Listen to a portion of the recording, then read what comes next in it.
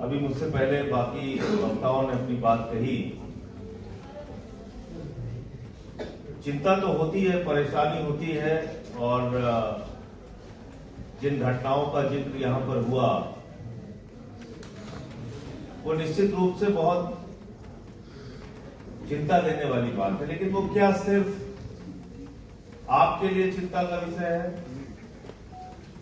सिर्फ ये कहा जाए कि भाई मुसलमानों को बहुत टारगेट किया जा रहा है, उनके ऊपर बहुत अत्याचार हो रहा है, क्या बात यहां तक रुक जा रही है, यहां तक सीमित है?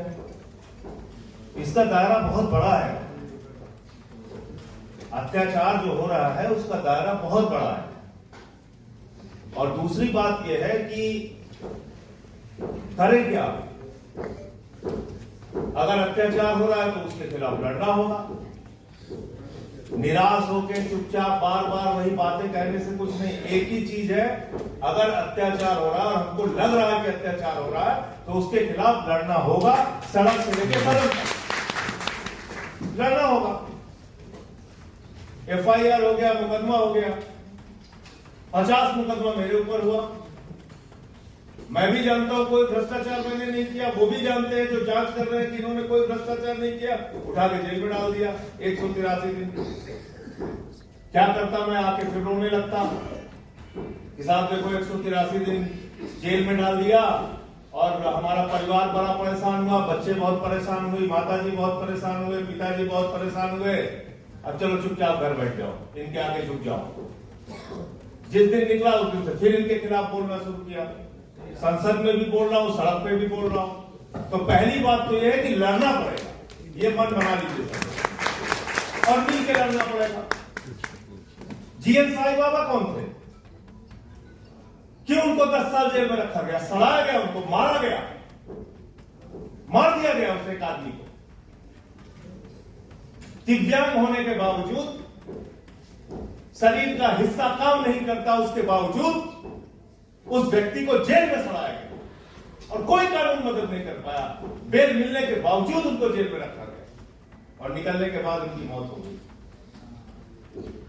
इस देश में भारतीय जनता पार्टी हिंदुस्तान नहीं है, याद रखिएगा, और नरेंद्र मोदी हिंदुस्तान नहीं है, और ये नफरत फैलाने वाले लोग हिंदुस्तान नहीं है। हिंदुस्तान है इस देश के 144 करोड़ लोग। ये चंद नफरत फैलाने वाले नेता देश नहीं है। जब कभी भी अत्याचार होगा बोलेंगे। संभल का मामला हुआ, कल बोला मैंने कि आपने जज का ट्रांसफर कर दिया।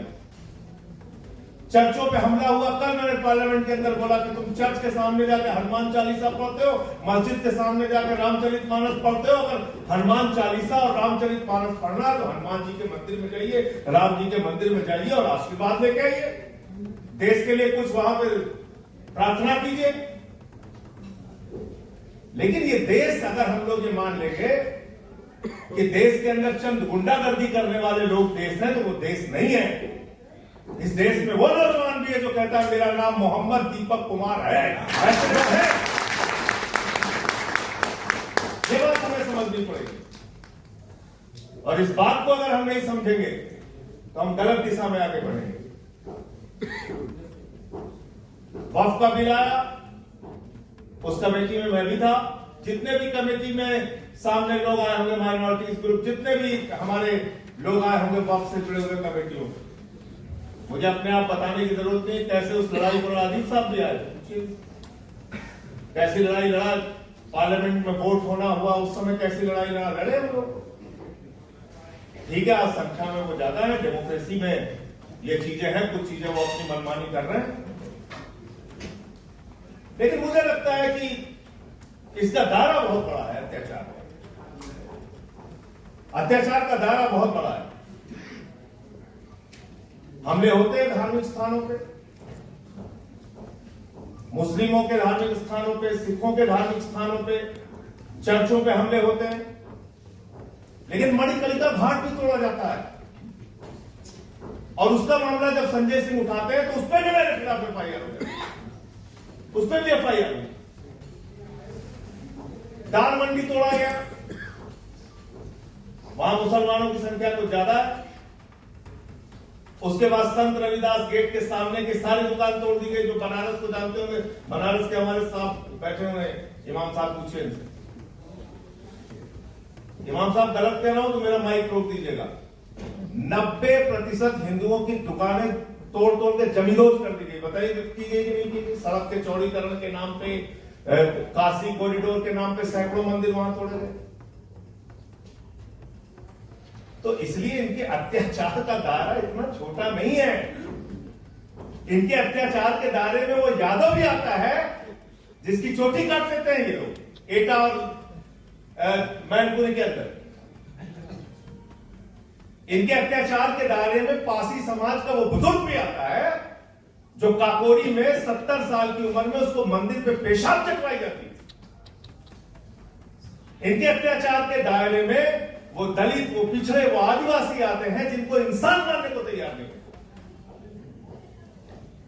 इसलिए मैं आपसे कहना चाहता हूं, ये अत्याचार का दायरा सीमित नहीं है, अत्याचार का दायरा पूरे हिंदुस्तान में है। और उन सबको अपने साथ इकट्ठा कीजिए और हम सब लोग मिलकर लड़ते हैं, मिलकर लड़ाई लड़ते हैं। जिन जिन के लोगों के ऊपर अत्याचार हो रहा है उन सब लोगों को इकट्ठा कीजिए, मिलकर लड़ते हैं अपने हक के लिए। उसमें माइनॉरिटीज का भी हक है, दलितों का भी है, पिछड़ों का भी है, आदिवासियों का है। अभी झगड़ा कर रहा है, मैंने कल पार्लियामेंट के अंदर बोला, भाई 45 केंद्रीय विश्वविद्यालयों के वीसी आपने बनाया, उसमें 38 सवर्ण जाति के हैं, 7 हैं कुल दलित, पिछड़े और आदिवासी। 80% आबादी को आपने भागीदारी दी है, 15% 20% और 15% आबादी को आपने 80% भागीदारी दी है। ये सच्चाई है। तो ये अन्याय है, अत्याचार है। किसी के साथ कम, किसी के साथ ज्यादा, किसी को तकलीफ कम, किसी को तकलीफ ज्यादा लग सकती है, लेकिन जरूरत इस बात की है इस वक्त में कि सबको एक साथ इस अत्याचार के मुद्दे पर इकट्ठा कीजिए। उसका दायरा सीमित नहीं है, दायरा बहुत बड़ा है। और उस अत्याचार के दायरे में आने वाले सारे पीड़ित लोगों को एक साथ जब आप मंच पर कर देंगे तो कोई मोदी और कोई भारतीय जनता पार्टी आपके सामने टिक नहीं पाएगी। मैं ये बात कहना चाहता हूं। आज भी उनको कितना परसेंट वोट मिला है? 41% कि 39%? 39% तो 61% आबादी इस देश की आज भी उनके खिलाफ है ना। 61% लोग बड़ी तादाद में हैं जो आज उनके खिलाफ है। आज भी इतना वोट तो मिला ही नहीं संजय सिंह से। तो मैं वो कह रहा हूं आपसे कि आप सबको इकट्ठा कीजिए सारे मसलों पर।